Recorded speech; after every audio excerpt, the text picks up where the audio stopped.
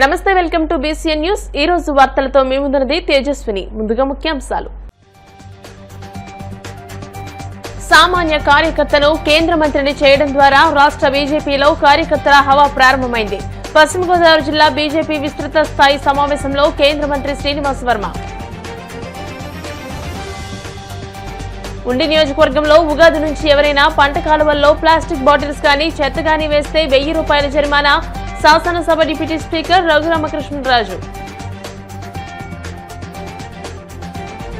Bhimavaram DNR కళాశాలలో Viksit Bharat youth parliament 2025 ముఖ్య అతిథులుగా విచ్చేసిన కేంద్ర మంత్రి Srinivas Varma, PSC chairman Anjibabu, MLC Gopi Murthy. 1 కోటి మంది పైగా సభ్యత్వాలు కలిగిన అతిపెద్ద రాజకీయ పార్టీ తెలుగుదేశం పార్టీ. టీడీపీ రాష్ట్ర పొలిట్ బ్యూరో సభ్యురాలు సీతారామలక్ష్మి. సామాన్య కార్యకర్తను ఎంపీగా కేంద్ర మంత్రిగా చేయడం ద్వారా రాష్ట్ర బీజేపీలో కార్యకర్తల హవా ప్రారంభమైందని, తనతో పాటు జిల్లాలోని ప్రతి బీజేపీ కార్యకర్త కేంద్ర మంత్రి అని కేంద్ర ఉక్కు, భారీ పరిశ్రమల శాఖల సహాయ మంత్రి భూపతిరాజు శ్రీనివాస్ వర్మ అన్నారు.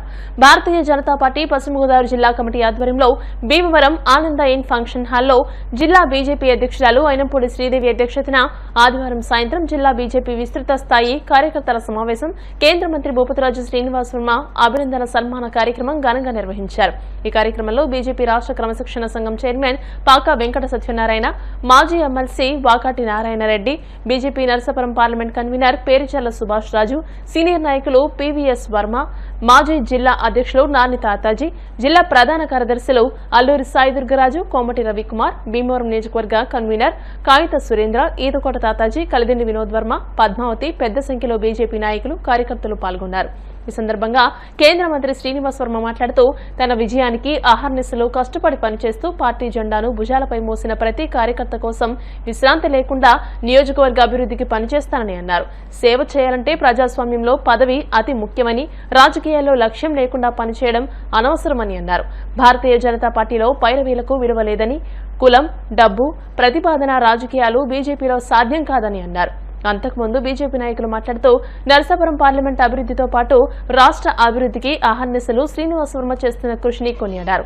నష్టాల్లో ఉన్న విశాఖ స్టీల్ ప్లాంట్ కు పూర్వ వైభవం తెచ్చేందుకు రాష్ట్ర ముఖ్యమంత్రి చంద్రబాబు నాయుడుతో పాటు పలుమార్లు కేంద్ర మంత్రులను కలిసి ఆంధ్రప్రదేశ్ ప్రజల స్టీల్ ప్లాంట్ సెంటిమెంట్ ను తెలియజేసి కేంద్ర ప్రభుత్వం సుమారు 12,000 కోట్ల రూపాయల ప్రత్యేక ప్యాకేజీ ప్రకటించడంలో కీలక పాత్ర వహించడం, నరసాపురం పార్లమెంట్ అభివృద్ధికి దీర్ఘకాలిక సమస్యలను ఒక్కొక్కటిగా పరిష్కరిస్తూ 2.5 దశాబ్దాలుగా ముందుకు సాగని ఆకివీడు దిగమర్రు బైపాస్ రోడ్డు నిర్మాణ పనులకు 2,400 కోట్ల రూపాయలు మంజూరు చేయించి కేంద్ర ప్రభుత్వం నుండి అనుమతులు సాధించడం, పిప్పర నుండి లోసరి వరకు రోడ్డు నిర్మాణానికి సిఆర్ఐఎఫ్ నిధుల నుండి 100 కోట్ల రూపాయలను మంజూరు చేయించడం, నరసాపురం పార్లమెంట్ పరిధిలోని ప్రతి అసెంబ్లీ నియోజకవర్గంలోనూ ఒక డయాలసిస్ యూనిట్ సెంటర్ను ఏర్పాటు చేసేందుకు, ఆరోగ్య కేంద్రాల్లో మెరుగైన సౌకర్యాల కల్పనకు సిఎస్ఆర్ నిధుల నుండి 15 కోట్ల రూపాయలు మంజూరు చేయించడం, భీమవరం ప్రభుత్వ ఆసుపత్రికి 24 కోట్ల రూపాయలు మంజూరు వంటి ఎన్నో సమస్యల పరిష్కారానికి కేంద్ర మంత్రిగా శ్రీనివాస్ వర్మ సమర్థవంతంగా పనిచేస్తున్నారని, ఖచ్చితంగా నరసాపురం పార్లమెంట్ అభివృద్ధికి రోల్ మోడల్ గా శ్రీనివాస్ వర్మ తీర్చిదిద్దుతారని బీజేపీ నాయకులు పలువురు పేర్కొన్నారు. అనంతరం కేంద్ర మంత్రి శ్రీనివాస్ వర్మ వెంకటేశ్వరీదేవి దంపతులను ఘనంగా సత్కరించారు. ఈ కార్యక్రమంలో పార్టీ నాయకులు, కార్యకర్తలు పెద్ద ఎత్తున పాల్గొన్నారు.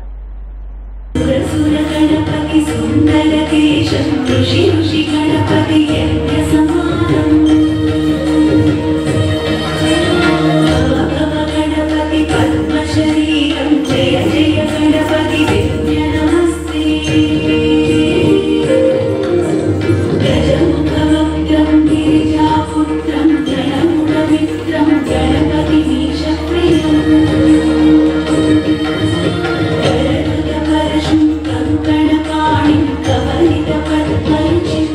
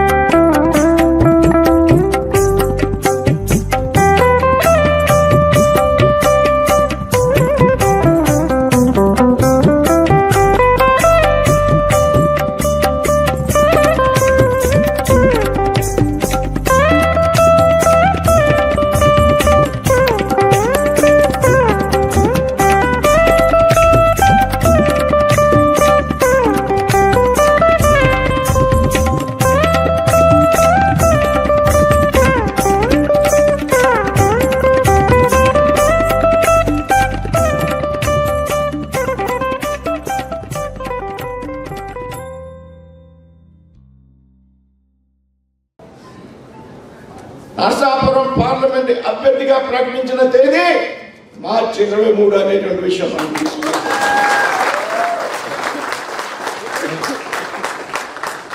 ఒక సామాన్య కార్యకర్త జాతీయ పార్టీ గుర్తించి అభ్యర్థిత్వం ఖరారు చేసినటువంటి రోజు ఈ మార్చి 23 అనేటువంటి సందర్భానికి నేను ఈ కార్యక్రమాన్ని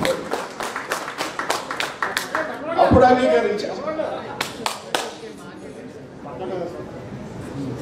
ఇది కార్యకర్తలు విజయం సాధించినటువంటి రోజు. పార్టీలోకి బడా పార్టీ మేకర్తలు వచ్చి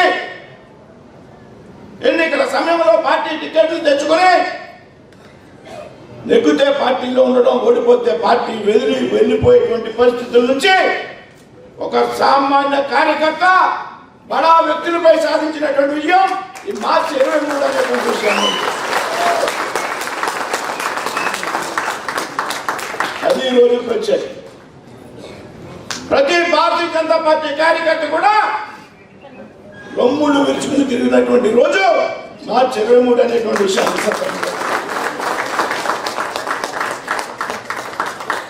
కాబట్టి అందుకే ఈరోజు ఈ సమావేశాన్ని పెట్టారనేటువంటి ఆలోచన తెలుసుకుని నేను అంగీకరించడం జరిగింది. ఇలా వాస్తవంగా నేను పార్లమెంట్ సభ్యుని అయ్యాక, మంత్రిని అయ్యాక నాకు వచ్చినటువంటి వ్యక్తిగత ఇబ్బంది మీ అందరికీ కూడా తెలుసు. నేను మంత్రి అయిన మన్నాడే నా కుటుంబంలో ఒక దుర్ఘటన. కార్యకర్తలన్నీ అసెంబ్లీకి వెళ్ళి వ్యక్తిగతంగా కలవలేకపోయారు, సమయం లేదు.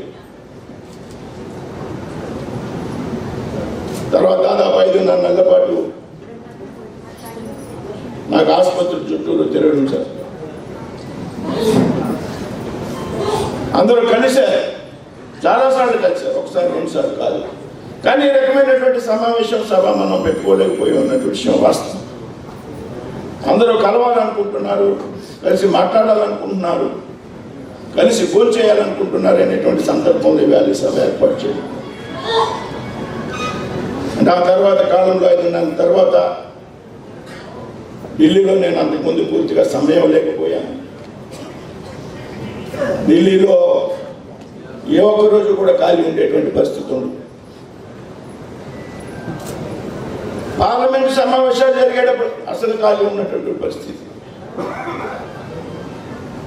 ఫిబ్రవరి నెలలో 28 రోజుల్లో కేవలం 2 రోజులు మాత్రమే భీమవరంలో ఉండగలిగాను. 26 రోజులు దేశంలో ఇతర రాష్ట్రాల అధికారిక పర్యటన నిమిత్తం వెళ్లాల్సి వచ్చింది. పార్టీ అసైన్ చేసేటువంటి కార్యక్రమాలకు ఇతర రాష్ట్రాలకు వెళ్లాల్సి ఉంటుంది. నరేంద్ర మోడీ గారు మంత్రులు మీటింగ్ పెట్టినప్పుడల్లా వారానికి ఖచ్చితంగా 4 రోజులు ఢిల్లీలో ఉండాలి. ఆ సోమవారం నుంచి గురువారం వరకు, మిగతా 3 రోజులు శుక్ర, శని, ఆదివారాలు మాత్రమే. అది పార్టీ సమావేశాలు కానివ్వండి, లేకపోతే మీ యొక్క పోటీపోయేలకు సంబంధించిన టూరింగ్ కానివ్వండి, మీ నియోజకవర్గానికి సంబంధించినటువంటి పనులు కానివ్వండి, ఆ 3 రోజులు మాత్రమే మీరు బయటికి వెళ్ళాలి తప్పించి 4 రోజులు ఢిల్లీలో ఉండాలి అనేటువంటి విషయాన్ని పదే పదే ప్రస్తావిస్తాను. అందులో నేను 2 పోర్ట్ఫోలియోలకు బాధ్యుడిగా ఉన్నాను, స్టీల్ మరియు భారీ పరిశ్రమ. 2 విభాగాన్ని 2 మంత్రిత్వ శాఖల్ని కోఆర్డినేట్ చేసుకోవాలి. చంద్రబాబు నాయుడు గారికి ట్రావెల్ పోటీ ఇచ్చారు, ఇచ్చారు కానీ కొంతమంది ఇప్పించారు. శ్రీనివాసవరం ఎంపీ అభ్యర్థి అయితే 7 ఎమ్మెల్యేలు ఓడిపోతారు, 7 ఎమ్మెల్యేలు ఓడిపోతారు. ఫలానా ఎవరికి వేస్తే 7 గెలుస్తారు. ఎందుకంటే ప్రతి అసెంబ్లీకి పెద్ద ఎత్తున నిధులు కుమ్మరిస్తారు. శ్రీనివాసరావు ఆ స్థాయిలో నిధులు సమకూర్చుకోలేడు కాబట్టి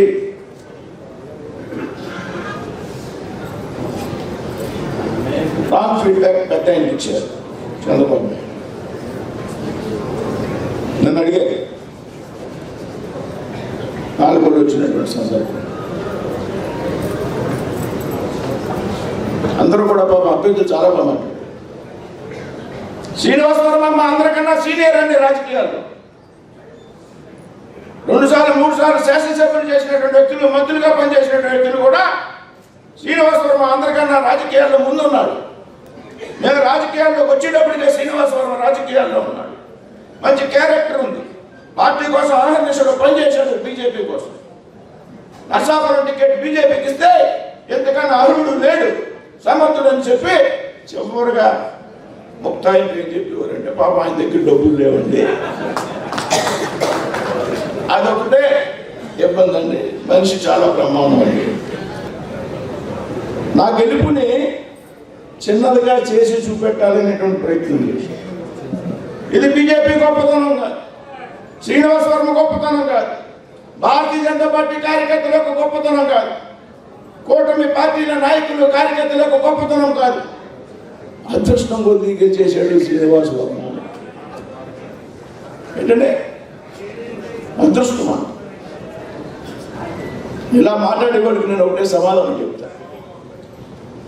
ఈ రాష్ట్రంలో వైసీపీ పార్టీ కూడా అనేక సర్వేలు నిర్వహించింది. ఆత్మసాక్షి అనేటువంటి ఛానల్ ఉంది, సర్వే సంస్థ. మీ అందరికీ చెప్తున్నా, వారు గుర్తు తెచ్చుకున్నారు. నా అభ్యర్థిత్వం ప్రకటించిన నాటి నుండి కూడా ఒక్క సర్వే సంస్థ కూడా నర్సాపూర్ పార్లమెంట్లో బీజేపీ శ్రీనివాస వర్మ ఓడిపోతాడని సర్వేలు ఎవరన్నా చెప్పారని అడుగుతున్నారు. ఆత్మసాక్షి అనే ఒక ఛానల్ ఉంది, సర్వే సంస్థ, వైసీపీ. వాడు 22 పార్లమెంట్లు వైసీపీ గెలుస్తుంది, 3 పార్లమెంట్లో మాత్రమే కూటమి గెలుస్తుందని సర్వే ఇచ్చాడు ఎలక్షన్. వాడు కూడా మొట్టమొదటి సీట్ నర్సాపురం బీజేపీ గెలుస్తుందని ఇచ్చాడు. పశ్చిమ గోదావరి జిల్లా బీజేపీ ఆధ్వర్యంలో తనకు జరిగిన సన్మాన కార్యక్రమంలో కేంద్ర మంత్రి శ్రీనివాస వర్మ బీసీఎన్ ఛానల్ గురించి ప్రత్యేకంగా ప్రస్తావించారు. విశేష ప్రేక్షకాదరణ పొందిన బీసీఎన్ లీడర్ కార్యక్రమంలో భాగంగా 2024 ఎన్నికలకు 6 నెలల ముందు తనను ఇంటర్వ్యూ చేశారని, ఈ ఎన్నికల్లో ఎట్టి పరిస్థితుల్లోనూ తాను చట్టసభల్లో అడుగు పెడతానని చెప్పడం జరిగిందని, తాను ఎమ్మెల్యే అవ్వాలని అనుకున్నానని, అయితే పార్టీ తన సేవలను గుర్తించి ఎంపీ సీట్ ఇచ్చిందని గుర్తు చేశారు. 2,70,000కు పైగా భారీ మెజార్టీతో విజయం సాధించడమే కాకుండా కేంద్ర మంత్రివర్గంలో స్థానం లభించడం సిన్సియర్ కార్యకర్తకు ఇచ్చిన గౌరవమేనని అన్నారు. కేంద్ర మంత్రి కోరికపై బీసీఎన్ లీడర్ కార్యక్రమంలో తాను మాట్లాడిన క్లిప్పింగ్ ను సభికుల హర్షధ్వానాల మధ్య ఎల్ఈడీ స్క్రీన్ పై ప్రదర్శించారు. కష్టపడి పనిచేస్తే సభలో కూర్చున్న వారు కూడా భవిష్యత్తులో ఉన్నత పదవులు అధిరోహించవచ్చని శ్రీనివాస వర్మ పేర్కొన్నారు.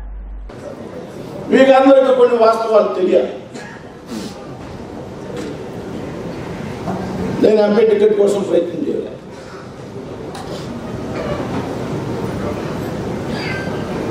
ప్రయత్నం చేశాను చాలా సీరియస్గా అసెంబ్లీ టికెట్ కోసం. నేనేమి దాచుకోని విషయాన్ని, నాకు ఎమ్మెల్యే అవ్వాలనేటువంటి తాపత్రయం నాకు చిన్నప్పటి నుంచి ఉంది. మీరైతే చూడండి, నేను ఎన్నికలకు ముందు 24 ఎన్నికల ముందు 2 నెలల క్రితం ఒక టీవీ ఛానల్కి ఇంటర్వ్యూ ఇచ్చాను. లీడర్ అనే ప్రోగ్రామ్ బీసీఎన్ ఛానల్ చేసేందుకు ఉంటారు ఎవరన్నా, లీడర్ ప్రోగ్రామ్ పేరు. ఆ లీడర్ ప్రోగ్రామ్ యాంకర్ అడిగితే చెప్పారు, శ్రీనివాస వర్మ 2024లో చట్టసభల్లో, అది అసెంబ్లీ కావచ్చు, పార్లమెంట్ కావచ్చు, అడుగు పెడుతున్నాను, ఇవాళ రాసుకోండి అని చెప్పారు.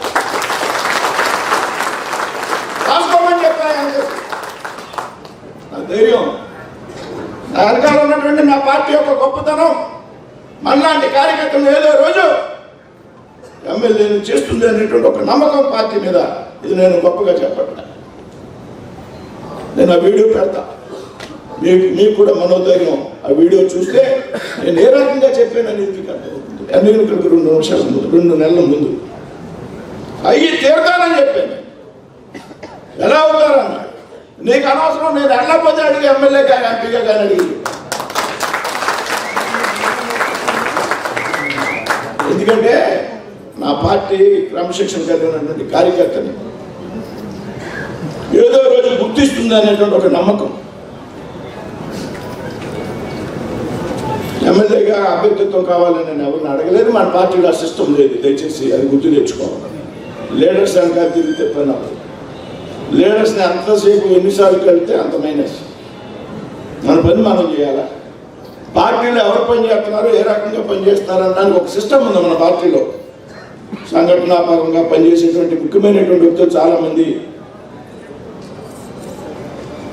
గుర్తిస్తూ ఉంటారు. అడిగాను ఎమ్మెల్యే, ఎక్కడి నుంచి అడిగానంటే ఉండేది.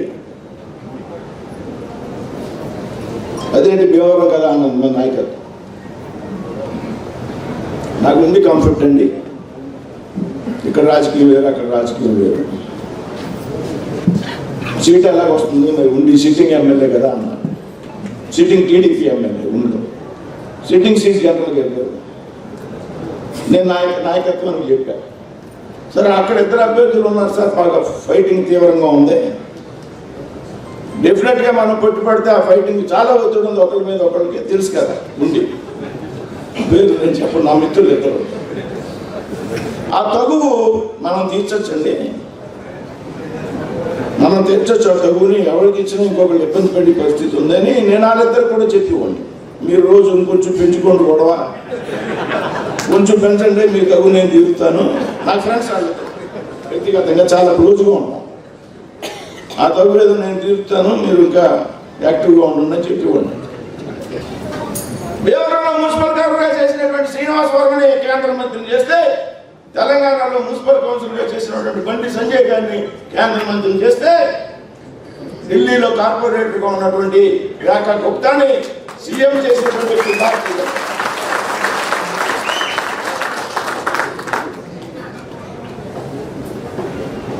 పని ఆధారంగా ఇందాక చెప్పా, ఎన్ని సంవత్సరాల నుంచి ఉన్నాం రైట్. అతోడికి ప్రయారిటీ ఉంది, కొత్తోడు వచ్చి దూకుడుగా పనిచేస్తున్నాడు, ఆటోమేటిక్గా పార్టీలో ప్రోత్సాహం. మీరందరికీ ఒప్పుకుంటే ఇది అయ్యాక నాకు బీసీ ఆయన చిన్న స్లిప్ పంపాడు, అంటే అంతా కట్ చేసి అక్కడ ఒక 1 minute ఉంటుంది, అది 2 minutes. నేను ఆ ఇంటర్వ్యూలో ఏం చెప్పానో ప్లే చేస్తానని స్లిప్ పంపాను. నాకు చెప్పాను కదా అయ్యి తీరుతానని, అంటే మీ అందరి మీద నమ్మకం, అది నాకేం లేదు. కొంతమంది విన్నారంట, అయ్యాక ఒక 1 minute చాలా మంది చూసామని చెప్తున్నాను. అంటే నా పార్టీ మీద నాకు ఉన్నటువంటి నమ్మకం చెప్తున్నాను. ఏదో ఒక నియోజకవర్గం నుంచి పోటీ చేసే అవకాశాలు ఉన్నాయంటారు? ఖచ్చితంగా పోటీ చేస్తాను. నేను ఎక్కడి నుంచి పోటీ చేస్తాను అనేది జాతీయ పార్టీ నిర్ణయిస్తుంది, మా రాష్ట్ర పార్టీ. అందులో అనుమానమే లేదు. నాకు నా రాష్ట్ర పార్టీ నాయకత్వం నుంచి కూడా ఒక ఇంటర్నల్ డైరెక్షన్ నేను ఇప్పుడు మాట్లాడేటువంటి పరిస్థితి కాదు. కాబట్టి నాకు నమ్మకం ఉంది. ఏ రోజుకైనా చట్టసభలో ఐదర్ రాష్ట్రంలో కానీ కేంద్రంలో కానీ నా వాయిస్ వినిపిస్తాననేటువంటి ఒక నమ్మకం నాకు. ఒక 6 నెలల ముందు ఎట్లా చేస్తుంది తెలియదు, కానీ నేను చెప్పాను, నాకు గుర్తుంది. నేనేం చెప్పానంటే మీకు ఖచ్చితంగా ఏదో రోజు నా పార్టీ నన్ను గుర్తిస్తుంది. నేను చట్టసభలో, శాసనసభ కావచ్చు, లోక్సభ కావచ్చు, చట్టసభల్లో నేను నా వారిని వినిపిస్తానని మీకు చాలా కాన్ఫిడెంట్గా చెప్పాను. వాస్తవం. పశ్చిమ గోదావరి జిల్లా ఉండి నియోజకవర్గంలో ఉగాది నుండి ఎవరైనా పంట కాలువల్లో ప్లాస్టిక్ బాటిల్స్ కానీ ఏ విధమైన చెత్త కానీ వేస్తే 1000 రూపాయల జరిమానా విధిస్తామని శాసనసభ డిప్యూటీ స్పీకర్ ఉండి ఎమ్మెల్యే రఘురామకృష్ణరాజు అన్నారు. పంట కాలువల్లో చెత్త వేస్తున్న వ్యక్తి ఫోటో తీసి ఆ ఫోటోలు పంచాయతీలో గానీ ఎమ్మెల్యే కార్యాలయంలో గానీ అందజేస్తే ఫోటో తీసిన వ్యక్తికి 500 రూపాయల బహుమతి ఇస్తామని అన్నారు. జరిమానా వేసిన 1000లో 500 ఫోటో తీసిన వ్యక్తికి ప్రైజ్ మనీ, మరో 500 కెనాల్ డెవలప్మెంట్ కు ఉపయోగిస్తామని అన్నారు. మనం తాగే నీటిలోకి ప్లాస్టిక్ బాటిల్స్ ను చెత్తను వేయడం అంటే అంతకంటే దారుణం మరొకటి లేదని అన్నారు.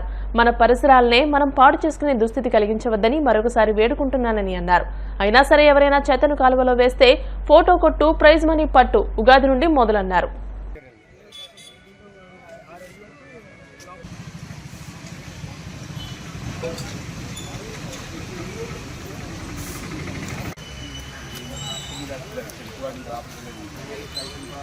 అండి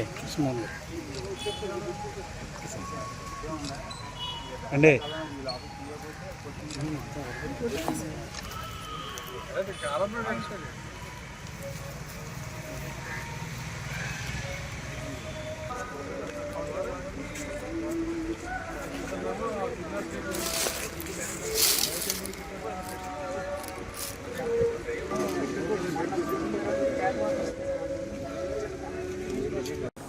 ఉగాది నుంచి ఎవరైనా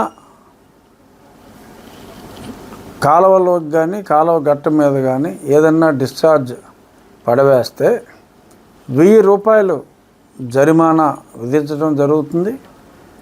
వారిని తమ సెల్ ఫోన్ల ద్వారా ఎవరైనా ఫోన్లో ఆ ఫోటో బంధించి మరి ఆ సంబంధిత పంచాయతీ సెక్రటరీస్కి కానీ లేదు నా ఆఫీస్కి కానీ ఎమ్మెల్యే గారి ఆఫీస్కి తెలియజేస్తే ఖచ్చితంగా పట్టించిన వారికి 500 రూపాయలు బహుమానంగా ఇవ్వడం జరుగుతుంది. ఆ 1000 రూపాయల్లో 500 రూపాయలు వీరికి ఇవ్వగా ఆ మిగిలిన 500 రూపాయలని కెనాల్ డెవలప్మెంట్ ఫండ్లో జమ చేయడం జరుగుతుంది వీరు చేసిన డ్యామేజ్కి. మరి ఈ చర్యల వలన డెఫినెట్గా మనల్ని ప్రజల ఆరోగ్యాన్ని పరిరక్షించిన వాళ్ళం అవుతాం. దయచేసి పెనాల్టీ ఎవరి దగ్గర నుంచి మేము ఆశించట్లేదు. ఒక్క పెనాల్టీ కూడా రాకపోతే మహదానందంగా భావిస్తాం. పొరపాటును కూడా ఇటువంటి మన పరిసరాలనే మనం పాడు చేసుకునే దుస్థితి కలిగించవద్దని చెప్పి మరొకసారి వేడుకుంటూ, మరి ఎవరైనా తప్పు చేసే వాళ్ళు ఉంటే మరి యువకులు మరి సెల్ ఫోన్లతో మీరు కాలువగట్ల మీద అలవాటు ప్రకారం ఎవరన్నా వేస్తే కనుక పట్టేయండి, ప్రైజ్ కొట్టేయండి. అది ఫోటో కొట్టు, ప్రైజ్ పట్టు, ఇది కాన్సెప్ట్. 1 కోటి మందికి పైగా సభ్యత్వాలు కలిగిన అతిపెద్ద రాజకీయ పార్టీ తెలుగుదేశం పార్టీ సంక్షేమం అభివృద్ధి లక్ష్యంగా పనిచేస్తుందని టీడీపీ రాష్ట్ర పొలిట్ బ్యూరో సభ్యురాలు భీమవరం నియోజకవర్గ ఇన్ఛార్జ్ తోట సీతారామలక్ష్మి అన్నారు. భీమవరం నియోజకవర్గ టీడీపీ కార్యాలయంలో టీడీపీ సభ్యత్వ ఐడీ కార్డుల పంపిణీ కార్యక్రమాన్ని ప్రారంభించిన సీతారామలక్ష్మి మాట్లాడుతూ టీడీపీ సభ్యత్వం ఉన్న ప్రతి ఒక్క కార్యకర్త ప్రమాదంలో మరణిస్తే వారి కుటుంబ సభ్యులకు 5 లక్షల రూపాయల ప్రమాద బీమా నగదును అందించడం జరుగుతుందని, పేద మధ్యతరగతి విద్యార్థులకు వైద్య సహాయం కావలసిన వారికి తెలుగుదేశం పార్టీ అండగా ఉంటుందని అన్నారు. టీడీపీ రాష్ట్ర కోశాధికారి మెంటే పార్థసారథి మాట్లాడుతూ నియోజకవర్గంలోని బూత్ ఇన్ఛార్జీల ద్వారా సభ్యత్వం నమోదు చేసుకున్న ప్రతి ఒక్కరికి సభ్యత్వ ఐడీ కార్డులు అందించడం జరుగుతుందని, సభ్యత్వం కలిగిన స్త్రీ పురుషులను 60 మంది ఓటర్లకు కుటుంబ సాధికార సభ్యునిగా నియమించి వారి వివరాలను నియోజకవర్గ పార్టీ కార్యాలయానికి త్వరితగతిన అందించాలని కోరారు. ఈ కార్యక్రమంలో టీడీపీ రాష్ట్ర అంగన్వాడీ ప్రధాన కార్యదర్శి మెరగాని నారాయణమ్మ, టీడీపీ రాష్ట్ర కార్యదర్శులు కోళ్ల నాగేశ్వరరావు, వేండ్ర శ్రీనివాస్, పట్టణ కమిటీ అధ్యక్షుడు ఇందుకూరి సుబ్రహ్మణ్యరాజు, కార్యదర్శి గూడూరు సుబ్బారావు, భీమవరం మండల టీడీపీ అధ్యక్షుడు రేవు వెంకన్న, కార్యదర్శి కౌరు పృథ్వీశంకర్, వీరవాసరం మండల టీడీపీ అధ్యక్షుడు కొల్లేపర శ్రీనివాస్, కార్యదర్శి వీరవల శ్రీనివాస్, తెలుగు యువత రాష్ట్ర కార్యనిర్వాహక కార్యదర్శి కోళ్ల నాగబాబు, నాయకులు మెంటే గోపి, ఎద్దు యేసుపాదం, ఎండి నౌషాద్, భూపతిరాజు బుజ్జిరాజు, పాలా శ్రీరామదాసు, నేదునూరి గంగాధర్ తిలక్, బండి రాజేష్, వీరమల్లు వెంకటరమణ, మల్లుల పరమేశ్వరరావు తదితర నాయకులు పాల్గొన్నారు. ముఖ్యంగా మనందరం కూడా తెలుగుదేశం పార్టీ ఆదేశాల మేరకు మన రాష్ట్రంలో 1 కోటి మెంబర్షిప్ చేయడం, సభ్యత్వం చేయడం జరిగింది.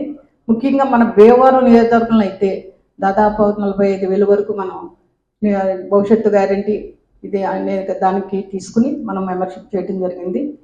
ఎందుకంటే ఈ సభ్యత్వం చేసినప్పుడే మనం చెప్పడం జరిగింది, ఎవరైతే కష్టపడ్డ కార్యకర్త ఉన్నాడో 5 సంవత్సరాలుగా ఎన్నో రకాలుగా రోడ్లు ఎక్కి నిరాహార దీక్షలు చేసి మరి వైఎస్ఆర్ పార్టీని వాళ్ళని మరి వెనకాడకుండా, వాళ్ళకి భయపడకుండా రోడ్లు ఎక్కిన మన కార్యకర్తలందరూ కూడా ఆదుకోవాలంటే తప్పనిసరిగా వాళ్ళకి ఒక భరోసా కల్పించాలని ముఖ్యమంత్రి చంద్రబాబు నాయుడు గారు కావచ్చు, అలాగే జాతీయ ప్రధాన కార్యదర్శి లోకేష్ గారు కావచ్చు, ప్రతి ఒక్కరూ ఆలోచించి ఈ దాదాపుగా ఈ వరకైతే గతంలో 2 లక్షలు సబ్సిడీ ఇన్సూరెన్స్ ఉండేది అనుకుంటా, ఇప్పుడు దాదాపుగా 5 లక్షలు ఎవరైనా కార్యకర్త ఇబ్బంది పడితే అనుకోని పరిమాణం జరిగితే వాళ్ళకి 5 లక్షలు ఇచ్చే విధంగా, అదేవిధంగా మరి ఎన్టీఆర్ ట్రస్ట్లో కానీ క్యాన్సర్ ఇన్స్టిట్యూట్లో కానీ వాళ్ళకి స్కూల్స్లో కానీ ప్రతి ఒక్కరికి కూడా ఈ మెంబర్షిప్ ఉంటే వాళ్ళకి అవకాశం కల్పించే విధంగా కూడా మరి మనకి భరోసా ఇవ్వడం జరిగింది. ముఖ్యంగా తెలుగుదేశం పార్టీ ఎప్పుడూ కూడా అధికారం ఉన్నా అధికారం లేకపోయినా కూడా ప్రజల కోసం, కార్యకర్తల కోసం ఆలోచించేది తెలుగుదేశం పార్టీ. ఈ రోజున ముఖ్యంగా మన భీమవరంలో ఈ రోజున మన గౌరవనీయులు మింటే సారథి గారు, కోళ్ళ నాగేశ్వరరావు గారు, అదేవిధంగా మెరగా నారాయణమ్మ గారు, ఇక్కడ టౌన్ అధ్యక్షులు ఉన్నారు, ప్రతి నాయకులు సమక్షంలో ఈ కార్డులన్నీ కూడా దాదాపుగా మన భీమవరం నియోజకవర్గంలో 11 క్లస్టర్స్ ఉన్నాయి. వీరవసరం కావచ్చు, రూరల్ కావచ్చు, భీమవరం టౌన్ కావచ్చు. అలాగే బూతులు కూడాను బూత్ వైజు, క్లస్టర్ వైజు ఇవన్నీ కూడా ఈ వరకు మనం పనిచేయడం జరిగింది. ఎలక్షన్లో కావచ్చు, మెంబర్షిప్లో కావచ్చు, భవిష్యత్తు గ్యారంటీ కావచ్చు, ఏదైనా కూడా ఇప్పుడు వాళ్ళందరూ కూడా ఇందులో మమేకమయ్యి బూత్ వైజు కూడా ఇప్పుడు పంపించడం జరిగింది. పేర్లు రాసి మరీను ప్రతి ఒక్కరి కూడా ఉన్న నాయకులందరూ కూడా దాదాపుగా మీరు అందరూ ఒక మంచి ఆలోచన చేసి ఇప్పుడే సారథి గారు చెప్పారు, ప్రతి బూత్ వైజు కూడా అక్కడ ఉన్న వాళ్ళ ఇన్ఛార్జ్ ఎవరైతే ఉన్నారో చక్కగా బూత్లో పిలిచి ఏదైతే ఈ మెంబర్షిప్ కార్డు ఉందో ప్రతి ఒక్కరిని వాళ్ళ మమేకం చేసి వాళ్ళకి ఇవ్వడం చేసినట్టయితే వాళ్ళు చాలా హ్యాపీ ఫీల్ అవుతారు. సభ్యత నమోదు జరిగిన తర్వాత మరి ఐడెంటిటీ కార్డులు కూడా ఇవ్వడం జరిగింది. మొత్తం 40,000 పైచిలకు మన నియోజకవర్గంలో సభ్యత్వం చేర్పించడం జరిగింది. మరి దానికి అందరికీ కూడా ఇవాళ కార్డులు రాష్ట్ర పార్టీ నుండి రావడం జరిగింది. మీకు అందరికీ తెలిసినటువంటి విషయమే, తెలుగుదేశం పార్టీ అధినేత చంద్రబాబు నాయుడు గారు, అలాగే రాష్ట్ర ప్రధాన కార్యదర్శి, జాతీయ ప్రధాన కార్యదర్శి నారా లోకేష్ గారు కార్యకర్తలకు ఒక భరోసా ఉండాలని చెప్పి మరి ప్రతి కార్యకర్త ఏదైనా ప్రమాదంలో ఉన్నప్పుడు, ప్రమాదం జరిగినప్పుడు వారికి యాక్సిడెంట్ ఇన్సూరెన్స్ 5 లక్షల రూపాయలు భారతదేశంలో ఏ రాజకీయ పార్టీ లేనటువంటి విధానాన్ని మన రాష్ట్ర పార్టీ అమలు చేయడం జరిగింది. మరి ఈ విధంగా ఈ కార్డులన్నీ కూడా ఈ క్లస్టర్ ఇన్ఛార్జీలు, మరి యూనిట్ ఇన్ఛార్జీలు, బూత్ ఇన్ఛార్జీలు స్వయంగా ఆయా బూతుల్లో దగ్గర ఒక టెంట్ వేసి కానీ, లేదంటే మన పార్టీ కార్యకర్తల ఇంటి దగ్గర కానీ ఒక శిబిరంలాగా ఏర్పాటు చేసి అక్కడ అందరికీ కూడా అక్కడ వచ్చినటువంటి వాళ్ళందరికీ ఇచ్చి, రానటువంటి వాళ్ళు ఉంటే ఇంటికి వెళ్ళి స్వయంగా అందజేసి వాళ్ళకి ఈ మన టెలిగ్రామ్ బాట్లో కూడా నమోదు చేసి ఆ కార్డులు అందరికీ అందజేయాల్సిందిగా కోరుతున్నాం. తెలుగుదేశం పార్టీలో కార్డు ఉందంటే భారతదేశంలో ఎక్కడైనా సరే అతను గౌరవమైన వ్యక్తిగా మరి గుర్తింపు పడతారు. ఆ విధంగా మనకి గుర్తింపు కోసం ఈ సభ్యత్వ కార్డు చేయించుకోవడం జరిగింది. 2014లో నారా లోకేష్ బాబు గారు జాతీయ ప్రధాన కార్యదర్శి అయిన తర్వాత కార్యకర్తల సంక్షేమ నిధిని పెట్టి మరి ఎవరైనా మరి ప్రమాదవశాత్తు మరణిస్తే అప్పుడు 2 లక్షలు ఇచ్చేవారు. ఇప్పుడు కొత్తగా 5 లక్షల రూపాయలు బీమా సౌకర్యం కల్పిస్తున్నారు. రాబోయే రోజుల్లో కూడా తెలుగుదేశం పార్టీ మరి కార్యకర్తలకు, కుటుంబ సభ్యులకు అందరికీ కూడా అన్ని సౌకర్యాలు అందే విధంగా ఎన్టీఆర్ ట్రస్ట్ కానీ, బసవతారకం క్యాన్సర్ ఆసుపత్రి కానీ, ఏ కార్యక్రమంలో సరే వైద్యం కానీ, విద్యలో కానీ అన్నీ కూడా మరి తెలుగుదేశం పార్టీ కార్యకర్తలకు గుర్తింపు ఉంటుందని సందర్భంగా తెలియజేసుకుంటూ ఈరోజు కార్యకర్తలను పట్టించిన పార్టీ ఏదైనా ఉందంటే తెలుగుదేశం పార్టీ. మరి కార్యకర్తల్ని గుర్తింపు రావాలని, అలాగే గుర్తింపుతో పాటు వారికి ప్రమాదం జరిగినప్పుడు కూడా ఎంతోకొంత ఆదుకోవాలని చెప్పే ముఖ్య ఉద్దేశంతో మరి మన నాయకులు నారా చంద్రబాబు నాయుడు గారు, అలాగే లోకేష్ బాబు గారు ప్రవేశపెట్టినటువంటి కార్యకర్తల సంక్షేమం గురించి ప్రవేశపెట్టింది సభ్యత్వం కార్డు. మరి ఈ సభ్యత్వం కార్డు ద్వారా కార్యకర్తలకు ఏదైనా ప్రమాదం జరిగితే కూడా ఇదివరకు 2 లక్షలు ఉండేది, ఇప్పుడు 5 లక్షలు ప్రమాద బీమాగా ప్రకటించి ప్రతి ఒక్కరిని ఆదుకోవడం జరుగుతుంది. మరి ఈ కార్డును మరి మా భీమ నియోజకవర్గ ఇన్ఛార్జ్ తోట సీతారామకృష్ణ గారు, అలాగే మెంటే బాలసారి గారు, కోళ్ళ నాగేశ్వర గారు, అలాగే టౌన్ పార్టీ పెద్దలు, అలాగే తెలుగుదేశం పార్టీ కుటుంబ సభ్యులతో అందరి సమక్షంలో కూడా ఈరోజు కార్డును పంపిణీ చేయడం. ఇలా భీమవరం మండలంలో ఎవరైతే మరి ప్రస్తుతం యూనిట్ ఇన్ఛార్జ్, అలాగే బూత్ ఇన్ఛార్జీల ద్వారా ప్రతి కార్యకర్తకి ఇంటికి చేరే ఈ సభ్యత్వం కార్డును చేరే విధంగా మేము చూస్తామని చెప్పి తెలియజేస్తూ సెలవు తీసుకుంటాము. ఎందుకంటే ఏదైతే సభ్యత్వాలు చేయించేటప్పుడు మనం ఈ నినాదం చేసి బాబుతోటి మన బాబు గారితో మా పార్టీలో చేరితే మీకు అన్ని విధాల భవిష్యత్తు గ్యారెంటీ ఉంటుందని చెప్పడం జరిగింది. అలాగే ప్రతి ఒక్కరూ ముందుకు వచ్చి చేయించుకున్నారు. ఈ కార్డులు ఈ రోజున అందరికీ కార్డులు అందడం జరుగుతుంది. ఎటువంటి యాక్సిడెంటల్ రిస్క్ అయినా సరే అప్పుడే భీమవరం పట్టణంలో 3కి ఇవ్వడం జరిగిందని, అలాగే చేసిన నెలకే 20 రోజులకు కూడా మేము రిస్క్ అయిన వాళ్ళకి రిస్క్ కవరేజ్ చేసి ఇవ్వడం జరిగింది. భారతదేశాన్ని ప్రపంచానికి విశ్వ గురువుగా తీర్చిదిద్దేందుకే వికసిత్ భారత్ 2047 లక్ష్యంగా ప్రధాని నరేంద్ర మోదీ ముందుకు వెళుతున్నారని, ఒక దేశం ఒక ఎన్నిక అనేది దేశ అభివృద్ధికి ఎంతో కీలకమని కేంద్ర ఉక్కు భారీ పరిశ్రమల శాఖ సహాయ మంత్రి భూపతిరాజు శ్రీనివాస్ వర్మ అన్నారు. భీమవరం డిఎన్ఆర్ కళాశాల ప్లాటినం జూబ్లీ సెమినార్ హాల్లో సోమవారం వికసిత్ భారత్ యూత్ పార్లమెంట్ 2025 కార్యక్రమం కళాశాల ప్రిన్సిపల్ జి మోజెస్ అధ్యక్షతన నిర్వహించారు. ఈ కార్యక్రమానికి ముఖ్య అతిథిగా హాజరైన కేంద్ర మంత్రి భూపతిరాజు శ్రీనివాసరావు మాట్లాడుతూ వికసిత్ భారత్ యూత్ పార్లమెంట్ 2025 కార్యక్రమం ద్వారా ఒక దేశం ఒకే ఎలక్షన్ అనే విషయమై యువత అభిప్రాయాలు తెలుసుకునేందుకు వీలవుతుందని అన్నారు. దేశంలో లోక్సభ, అసెంబ్లీ ఎన్నికలు ఒకేసారి నిర్వహించడం వల్ల ఎన్నికల ఖర్చు, సమయం ఆదా అవుతుందని, సమర్థవంతమైన పరిపాలన ప్రజలకు అందించడానికి వీలవుతుందని అన్నారు. యువత రాజకీయాల్లోకి రావాలని, దేశ భవిష్యత్తు నేటి యువత చేతుల్లోనే ఉందని అన్నారు. పీఎస్సీ చైర్మన్ భీమవరం శాసనసభ్యులు పులపర్తి రామాంజనేయులు, ఎమ్మెల్సీ గోపీమూర్తి మాట్లాడుతూ వికసిత్ యూత్ పార్లమెంట్ ద్వారా యువత ముందుకు వచ్చి ప్రభుత్వానికి తగిన సూచనలు ఇవ్వాలని, ఒక దేశం ఒకే ఎన్నిక విధానంపై ప్రతి ఒక్కరూ తమ వైఖరి వెల్లడించాలని అన్నారు. కళాశాల పాలకవర్గ అధ్యక్షులు Gokaraju Venkata Narasimharaju, secretary and correspondent Gadaraju Satyanarayana రాజులు మాట్లాడుతూ ఈ వికసిత్ భారత్ 2025 వలన భారతదేశం విద్య, ఉపాధి, ఆర్థిక, సామాజిక, సాంకేతిక రంగాల్లో సమగ్ర అభివృద్ధిని ప్రోత్సహించడం ద్వారా భారతదేశాన్ని ఒక ప్రపంచ స్థాయి శక్తిగా మార్చేందుకు కృషి చేస్తుందని, జిల్లా స్థాయి వికసిత్ భారత్ కార్యక్రమానికి ఎంపికైన వివిధ కళాశాలలకు చెందిన 150 మంది విద్యార్థులు రాష్ట్ర స్థాయి, జాతీయ స్థాయికి వెళ్లి తద్వారా ప్రధానమంత్రి నరేంద్ర మోదీని కలిసి అభిప్రాయాలను తెలియజేయవలసిందిగా కోరుకుంటున్నామని అన్నారు. కళాశాల అసోసియేషన్ ఉపాధ్యక్షులు గోకరాజు పాండురంగరాజు, వికసిత్ భారత్ యూత్ పార్లమెంట్ ప్రత్యేక అధికారి డివైఓ డి కిషోర్, జిల్లా యువజన సర్వీసుల శాఖ CEO Prabhakar, Adikavi Nannaya university engineering కళాశాల ప్రిన్సిపల్ వెంకటేశ్వరరావు, కళాశాల పాలకవర్గ సభ్యులు పి రామకృష్ణరాజు, టీడీపీ రాష్ట్ర కార్యదర్శి కోళ్ల నాగేశ్వరరావు, ఎన్ఎస్ఎస్ ప్రోగ్రామ్ ఆఫీసర్లు ఎస్ అనిల్ దేవ్, కె సోమయ్యతో పాటు వివిధ కళాశాల నుండి వచ్చిన 150 మంది విద్యార్థులు, అధ్యాపకేతర సిబ్బంది ఈ కార్యక్రమంలో పాల్గొన్నారు. రాజకీయాన్ని ఒక సిలబస్ గా తీసుకోవాలి. దయచేసి అందరికీ చెప్తున్నాను, రాజకీయం చెడ్డది కాదు. రాజకీయ వ్యవస్థలో రకరకాల మనస్తత్వంలో ఉన్నటువంటి వ్యక్తులు, ఒకరి ఆలోచన ఒక రకంగా, కొంతమంది స్వార్థపరులు రాజకీయాల్లో ఉండొచ్చు.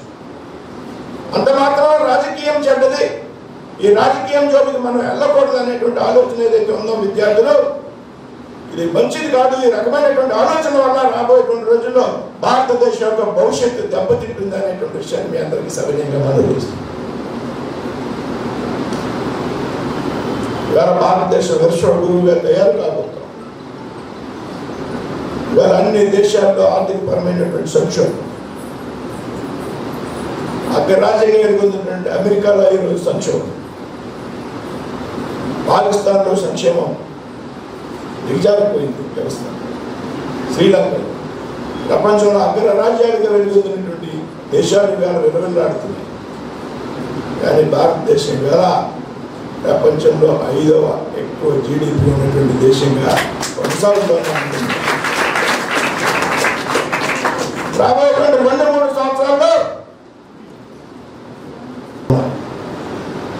చాలాసార్లు కళాశాల నుండి సస్పెండ్ కాబడినటువంటి వ్యక్తులు రోజు నాకు ఏదో యాక్టివిటీ ఉన్నారు, విద్యార్థుల హక్కుల కోసం ఉంటున్నారు, విద్యార్థుల హక్కుల కోసం ఉంటున్నారు. వాళ్ళకి వెయిటింగ్ రూమ్ లేకపోతే ఉంటుంది, వెయిటింగ్ రూమ్లో వాష్రూమ్స్ లేకపోతే ఉంటుంది. ఇదే గోకరాజు నరసింహరాజు గారి తండ్రి కళాశాల పాలకవర్గ అధ్యక్షుడు బాబురాజు రామారాజు గారు అనేక సమస్యల మీద విభేదిస్తూ ఉండేవాడిని. అనేక సమస్యల మీద ఆయన వెంటనే పరిష్కారం చేసేవారు. నన్ను అత్యంత ఆప్తుడిగా ప్రేమించేవారు, కుటుంబంలో సభ్యుడిగా చేర్చుకున్నారు. పోరాటం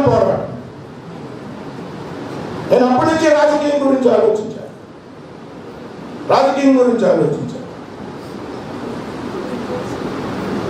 విద్యార్థి ఉద్యమాల్లోంచి వచ్చాను కాబట్టి ఆలోచన సక్రమంగా ఉంది.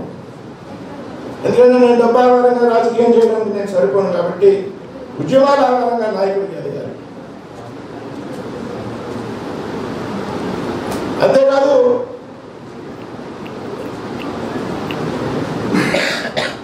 కళాశాల అధ్యాపకుడిగా పనిచేశాను. నేను విద్యార్థి ఉద్యమాల్లో జరుగుతుంటే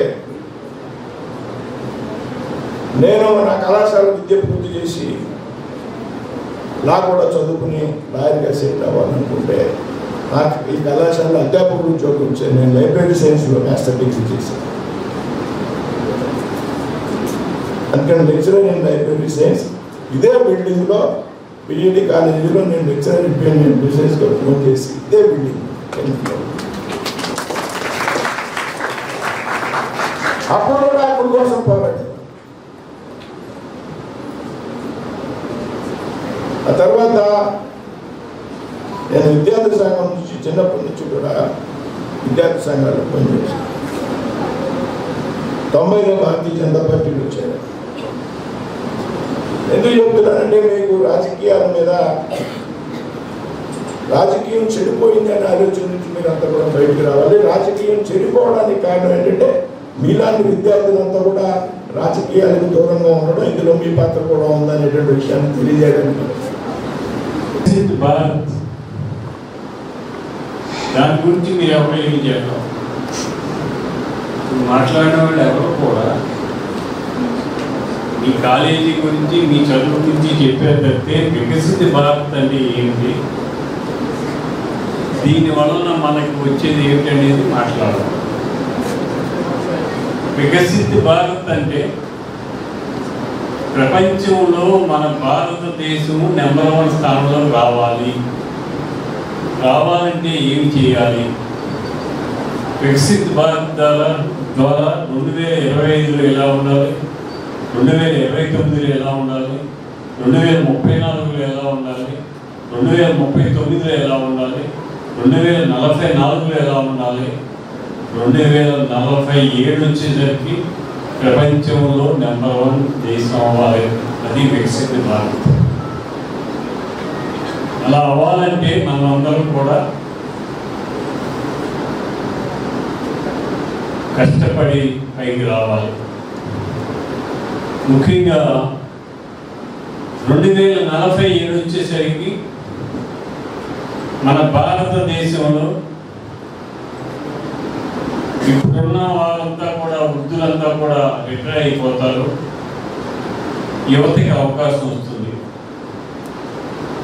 యువత ముందుకుండి నడిపించే బాధ్యత ఈ దేశాన్ని మీరే. 2047 వచ్చేసరికి మేమున్నాం, మీరందరూ ఉంటారు. మీరందరూ ఈ దేశాన్ని ఎలా నడిపించాలి,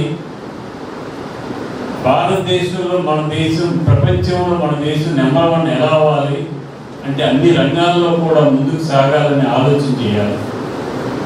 అలా చేసినట్లయితే మన వికసిత భారత్. దాన్ని చేయటానికి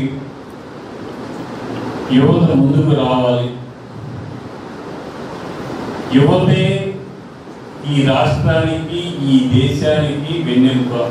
వాళ్ళందరూ చెప్పారు. నేను కూడా ఈ కాలేజీ స్టూడెంట్స్. నేను 1990-95 ఇంటర్మీడియట్ డిగ్రీ ఇదే కాలేజీలో చదువుకుని ఇదే కాలేజీలో యూనియన్ లీడర్గా పనిచేసి ఈరోజు నేను టీచర్ ఎమ్మెల్సీగా మొన్న డిసెంబర్లో జరిగినటువంటి ఎమ్మెల్సీగా ఇక్కడ ఉన్నటువంటి అధ్యాపక మిత్రులందరూ కూడా నా జేబు నుంచి ₹1 ఖర్చు పెట్టకుండా ఎమ్మెల్సీగా ఎలక్ట్ చేశారు.